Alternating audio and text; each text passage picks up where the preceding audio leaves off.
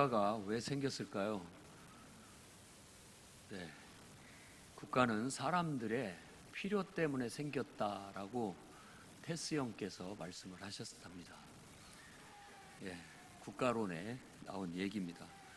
독립된 개인으로 살아가기에는 너무 힘들고 어렵기 때문에 사람들이 서로 모여서 서로 힘을 합치다 보니까 단체가 되고, 그 단체가 더 커지다 보니까 이제 국가가 형성되게 됐다라는 겁니다.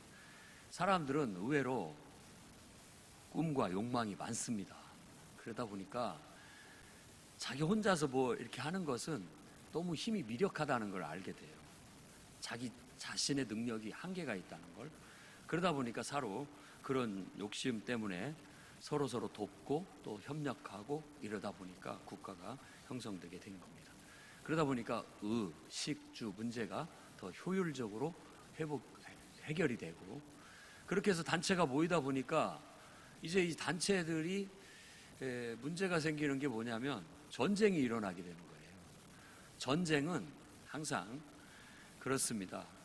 그 테스 형 말대로 하다면은 여기 가난하고 못 산 한 집단이 있고 여기 잘 사는 부유한 집단이 있어요. 근데 내가 지금 뭔가가 부족해. 그러면은 어떻게 하겠느냐라고 했을 때 가난한 이쪽 집단은 쳐다도 안 보고 부유한 이 집단을 이렇게 노려보면서 그걸 내가 차지하고 싶어하는 욕심을 부린답니다. 그러다 보니까 거기 결국은 싸움이 일어나요. 싸움이 일어나서 피해를 당하다 보니까 이제 그 집단에 필요한 것은 수호자가 필요한 겁니다. 바로 우리로 생각한다면 군대가 필요한 거죠. 항상 우리를 지켜줄 수 있는 군대가 필요해서 그 국가론에서는 수호자, 우리를 어려서부터 발탁을 해서 용맹스럽고 아주 훌륭한 조화로운 그런 사람들을 길러내야 된다라고 해서 결국 군인을 상비적으로 양성해서 자기들을 보호하고 지킬 수 있도록 해나가게 됐다는 그런 차원에서 모든 것들이 이루어지는 게 국가라고 얘기를 합니다. 이스라엘도 사사시대에는 상비군이 없었습니다. 그러니까 그 시대는 12부족이 연맹을 해가지고 같이 힘을 합쳐서 이스라엘이라는 나라를 세워서 나가고 있는데, 외부에서 침략을 해오면은 누군가 한 사람이, 용맹한 사람이 딱 나서가지고 야, 우리가 이렇게 당하고만 살겠느냐, 내가 앞장설 테니까 따라라. 그게 사사예요. 그러면 사람들이 다 모여서 군대가 소집되어서 그때마다 싸우고 다시 흩어져서 일상생활로 돌아가고 했던 시대가 사사시대입니다.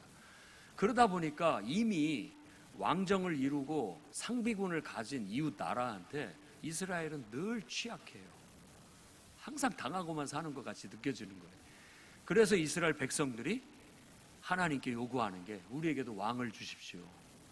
왕을 달라는 말은 왕이 좋아서 왕을 달라는 뜻이기보다는 우리도 왕이 세워져서 군대를 조성하고 그래서 우리를 좀 보호할 수 있는 군대가 있었으면 좋겠습니다 라는 겁니다. 그래서 뽑힌 왕이 사울 왕이에요. 이스라엘의 초대 왕이죠. 이스라엘의 초대 왕이 된 사람에게는 이제 그동안에 없었던 군대를 조직하게 됩니다. 상비군을. 성경에는 그 군대 조직이 3,000명 가량입니다.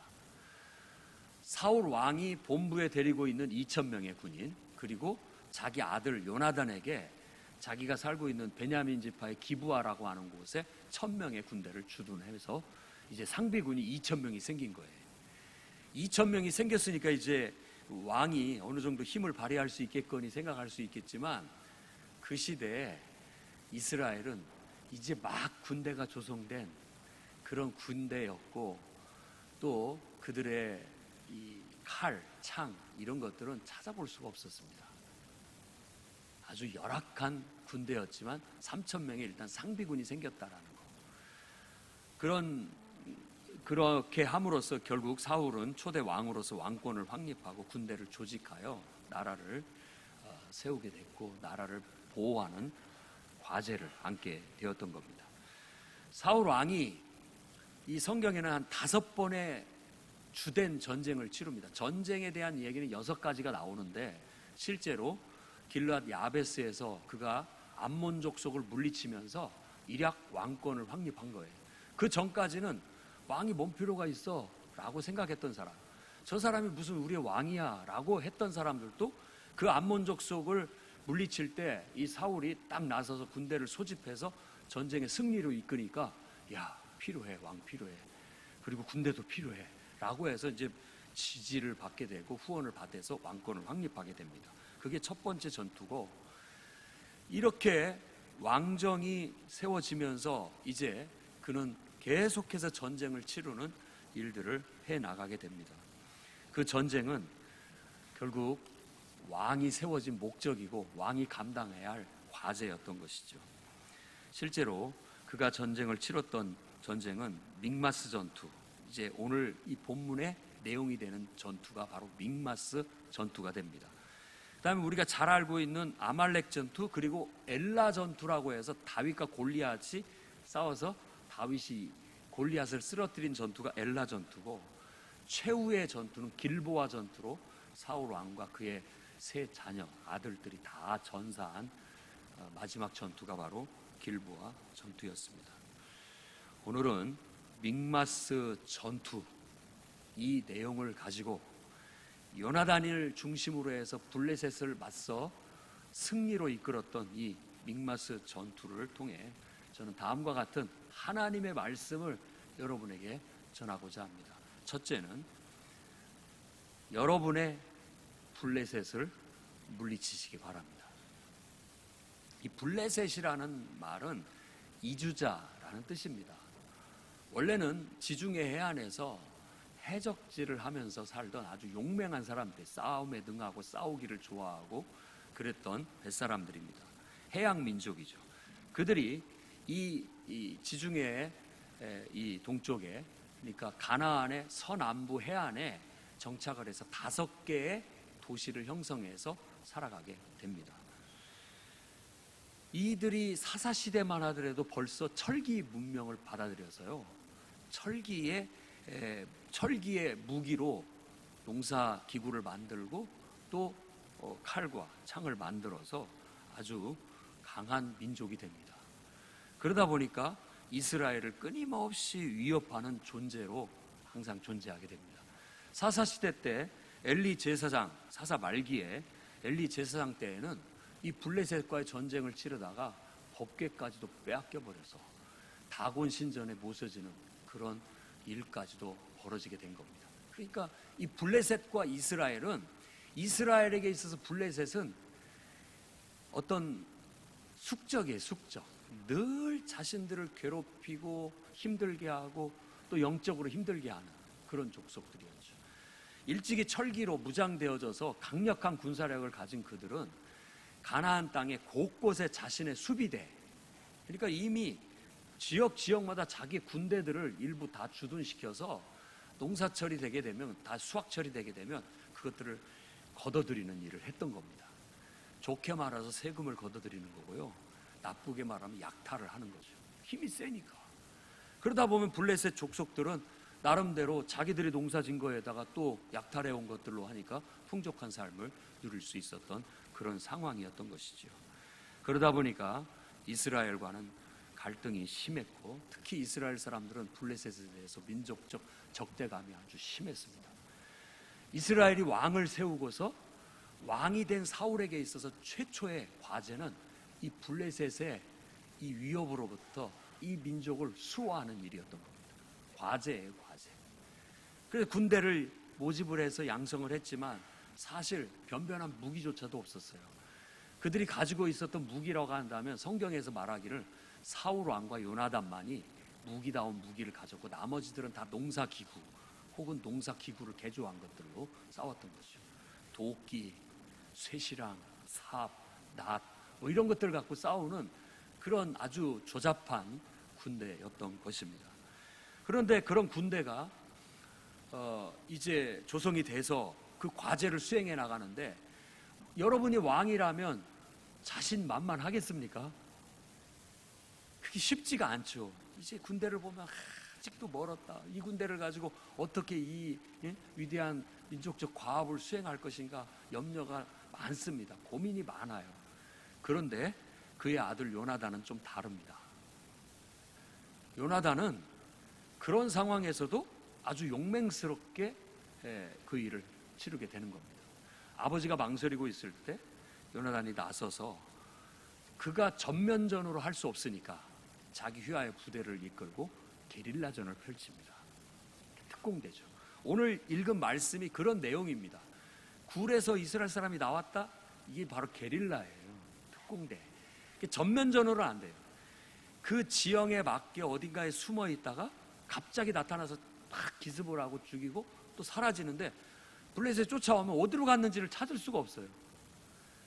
그렇게 전투를 벌였던 사람이 바로 요나단이었죠. 그래서 결국 이 믹마스 전투에 요나단의 큰 공적을 통해서 블레셋을 크게 승리하게 되고 승기를 잡게 됩니다.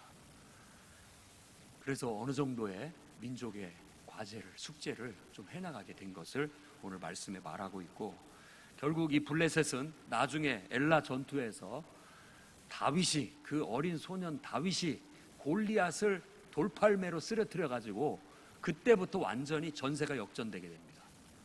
그 전까지는 블레셋이 기고만장했는데 그 전투 이후로 블레셋을 오히려 이스라엘이 주도권을 잡고 더 그들을 밀어붙이는 힘을, 그 전환을 가져오게 된 겁니다. 저는 이 말씀을 읽으면서 우리 성도들에게 있어서도 블레셋이 있을 수 있다라고 생각하게 됐습니다. 외국인이에요. 이주자예요. 어느 날 갑자기 들어왔어요. 근데 강해. 내가 약하니까 그들이 강해져요. 우리 성도들도 마찬가지입니다. 여러분 안에 블레셋은 나도 모르게 들어온 습관, 이걸 떨쳐버리고 싶은데, 고치고 싶은데 잘 안 고쳐지는 고질적인 문제. 여러분 가정에 자녀 문제가 됐든 가족 안에 있는 가정의 문제, 고질적인 이 문제가 어느 날 들어와서 딱 자리를 잡고 있는데 이걸 해결하고 싶고 버리고 싶은데 잘 해결이 안 됩니다. 여러분의 직장 생활이나 사회 생활이나 어떤 성격적인 문제가 됐든 또 습관적인 문제가 됐든 대인관계의 문제가 됐든 일처리의 문제가 됐든 어느새 들어와서 자리를 잡고 있어서 늘 나를 괴롭히는 블레셋 같은 존재들이 있습니다. 우리는 이제 예수를 믿게 됐고 예수님을 우리의 왕으로 모시게 되었으니까 예수를 믿는 믿음으로 강해지셔서 이제는 그 블레셋을 몰아내시기를 바랍니다. 하나님의 명령이고 말씀입니다. 지금까지는 그것 속에서 괴롭힘을 당하고 살아왔지만 이제는 왕이 섰어요. 여러분 안에 예수 그리스도는 여러분의 왕이요 임금이에요.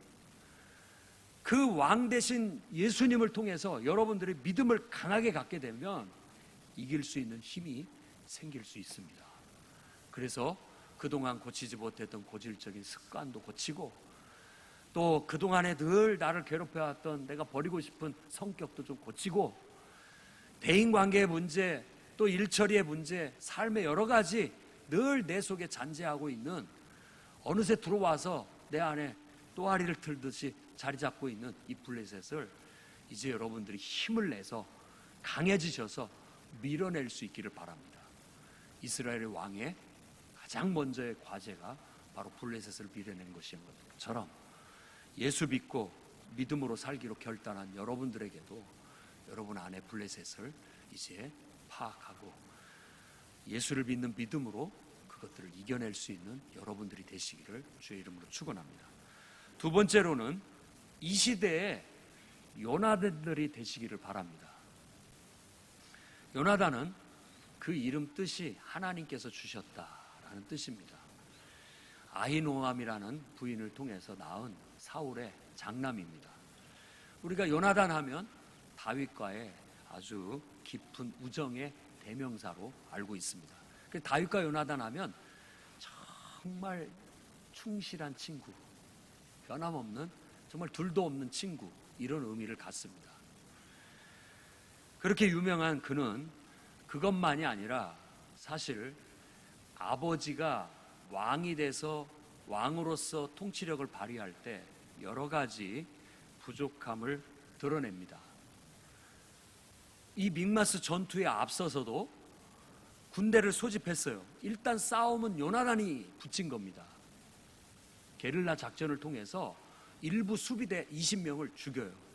그걸로 인해서 이스라엘은 바로 블레셋의 미움을 사게 됐고, 이놈들 봐라 하면서 블레셋이 대군을 이끌고 오는 거예요. 그들은 철기로 무장했을 뿐만 아니라 마차, 또 우리로 말하자면 탱크 뭐 이런 것들을 앞세우고 나오는데 다 모든 사람이 두려워 벌벌벌 떱니다. 어떻게 맞아 싸울 거냐. 하지만 사울 왕이 기왕에 벌어진 거 다 군대를 소집해서 상비군들을 다 모으고 또 이스라엘 백성 중에서도 군대를 소집을 해서 싸우려고 이제 진을 치게 된 겁니다. 그 전투가 바로 믹마스 전투예요. 그런데 그때 이제 전쟁을 앞두고 우리는 이 무기로는 도저히, 그리고 사람 수로는 도저히 이길 수 없다는 걸 알고 하나님을 의지해야 합니다. 이스라엘이 하나님을 의지하는 것은 뭐 법궤를 앞세운다든지 또 선지자 사무엘을 불러서 우리를 위해서 기도해 주십시오. 하나님의 도움을. 왜냐하면 그 승리를 한번 경험을 했기 때문에 그렇습니다. 와서 기도해 주십시오 라고 했는데 사무엘이 일주일만 기다려라 가겠다라고 했는데 일주일이 지났는데도 오지 않는 거예요. 그러자 백성들은 두려움에 떨고 있고 저쪽에 블레셋은 막 곧 우리를 다 잡아먹을 듯이 소리를 지르지. 이러다 보니까 이 사울 왕이 흔들려요. 그리고 군인들도 갑자기 막 동요돼 갖고 이래 갖고는 우리 못 싸웁니다 하고 집으로 다 막 돌아가기 시작하는 거예요. 그러니까 인간적인 마음에 가지 마라, 내가라도 제사 드리면 되는 거 아니냐, 하나님께. 그래서 번제를 드려버리는 실수를 범하게 돼요.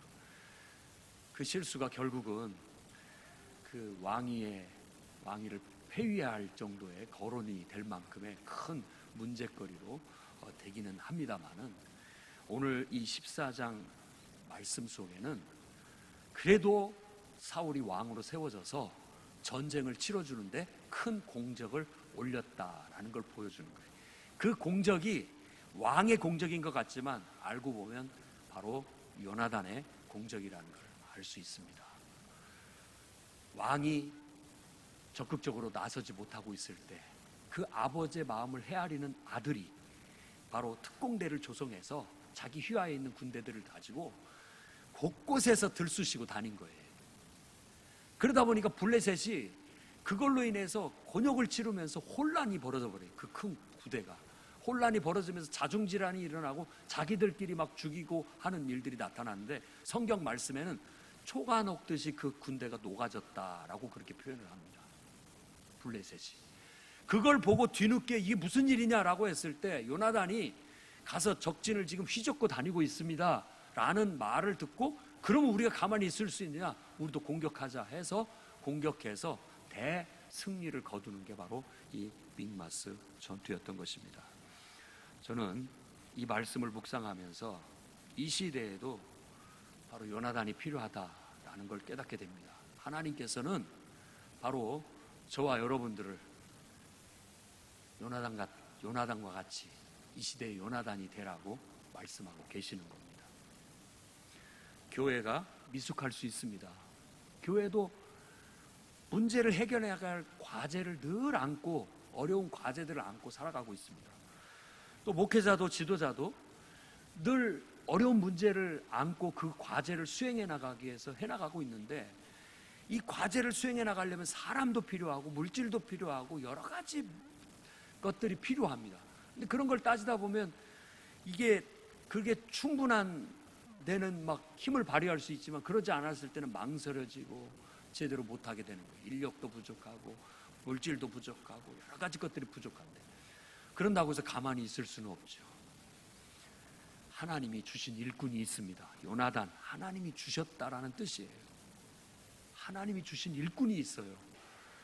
그들이 전면에 나서서 정말 좌충우돌 그 모든 일들을 앞장서서 해결해 나갈 때, 다른 사람들도 그것을 보고 야, 그래도 할 수 있네 라는 용기를 얻게 되고 동참하게 되면서 큰 성취를 거두게 된다라는 겁니다. 성경에는 꼭 이런 요나단 같은 사람을 하나님이 찾고 계신다고 얘기합니다. 누가 나를 위해서 갈고, 정말 이 백성을 위해서 누구 한 사람이라도 앞장서서 나서서 이 백성에게 벌하지 마시고 축복해달라고 나서서 기도하는 한 사람을 때로는 찾으시기도 하고요. 정말 하나님의 명령을 듣고 순종해서 하나님의 말씀의 용기를 가지고 나서는 누군가 한 사람을 항상 성경에서는 하나님이 찾고 계시는 것으로 우리에게 말하고 있는 겁니다. 사울 왕에게 있어서는 요나단이 있었습니다.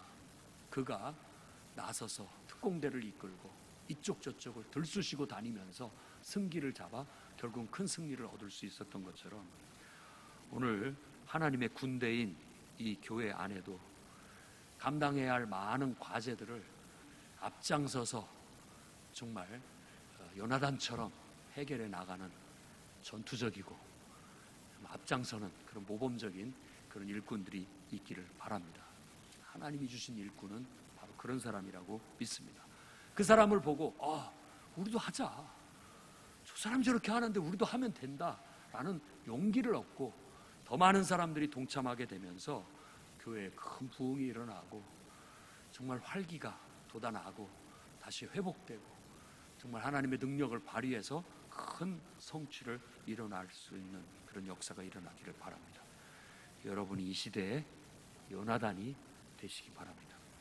세 번째는 말씀의 꿀을 먹고 기운을 차리시기 바랍니다. 요나단이 용감한 사람입니다. 그래서 앞장서서 특공대를 이끌고 좌충우동 나가면서 적진들을 들쑤시고 다녔습니다. 그런데 그때 그가 막 지치고 힘들었을 때, 막 적진을 향해서 달려가고 있을 때 꿀이 보이는 거예요.